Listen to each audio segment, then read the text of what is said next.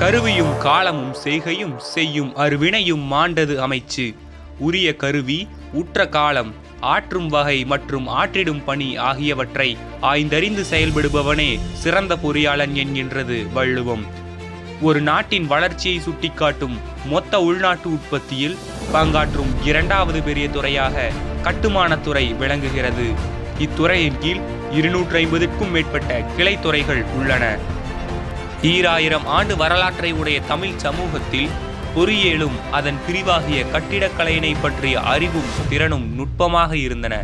நம் முன்னோர்களின் சிறந்த கட்டிடக்கலைக்கு சான்றாக மாமன்னன் ராஜராஜனின் தஞ்சை பெரிய கோவிலும் சிந்து சமவெளி நாகரிகங்களாக இருக்கும் மொஹஞ்சதாரோவும் ஹரப்பாவும் அமைகின்றன.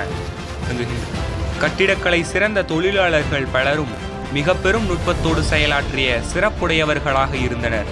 வைகள் என்தேர் செய்யும் தச்சன் என ஔவையார் சிறப்பிக்கும் தச்சரும் கொள்ளரும் நூலறி புலவரும் கட்டிடக்கலை சார்ந்த தொழில் வல்லுநர்களாக விளங்குகின்றனர்.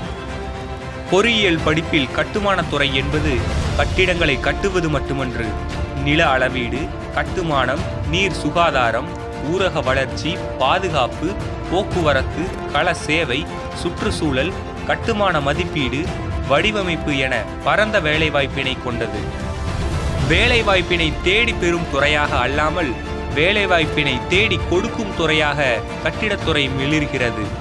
மேலும் மத்திய மற்றும் மாநில அரசுகளின் முக்கிய துறைகளாக விளங்கும் இராணுவம், போக்குவரத்து, ரயில்வே மற்றும் பொதுப்பணித்துறை ஆகியவற்றில் கட்டுமான பொறியாளர்களே அதிக அளவில் போட்டித் தேர்வுகளின் மூலமாக பணியமர்த்தப்படுகின்றனர். இந்த கட்டுமானத்துறை சார்ந்த படிப்புகளை ஏட்டுக்கல்வியில் பயில்வதை விட அதை அனுபவபூர்வ கல்வியாக பயிலும் பொழுது அந்த துறை சார்ந்த மாணவர்களுக்கு அந்த துறையின் வளர்ச்சிக்கு தூண்டுகோலாக அமைகிறது.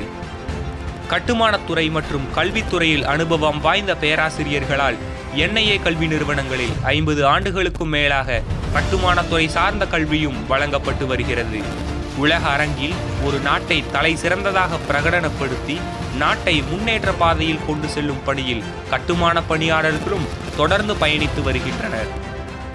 டாக்டர் மகாலிங்கம் பொறியியல் மற்றும் தொழில்நுட்ப கல்லூரியில் கட்டிடவியல் துறையில் இதுவரை 800க்கும் மேற்பட்ட மாணவர்கள் இளங்கலை பட்டமும், 140க்கும் மேற்பட்ட மாணவர்கள் முதுகலை பட்டமும், 3 மாணவர்கள் முனைவர் பட்டமும் பெற்றுள்ளனர். 20க்கும் மேற்பட்டோர் முதுகலை பட்ட ஆய்வையும் 10க்கும் மேற்பட்ட மாணவர்கள் முனைவர் பட்ட ஆய்வையும் மேற்கொண்டு வருகின்றனர். இதுவரை பட்டம் பெற்ற மாணவர்களில் 60 பேர் அரசு துறைகளிலும், 200க்கும் மேற்பட்டோர் சொந்த தொழிலிலும், 400க்கும் மேற்பட்டோர் தனியார் துறையிலும், 70க்கும் மேற்பட்டோர் இதர துறையிலும் பணியாற்றி வருகின்றனர். மேலும் 40க்கும் மேற்பட்டோர் வெளிநாடுகளிலும் பணியாற்றி வருகின்றனர். இவர்களுடன் இணைந்து செயலாற்ற மாணவர்களுக்கான கல்வியையும் அது சார்ந்த வேலைவாய்ப்புகளையும் டாக்டர் மகாலிங்கம் பொறியியல் மற்றும் தொழில்நுட்ப கல்லூரி தொடர்ந்து வழங்கி வருகிறது.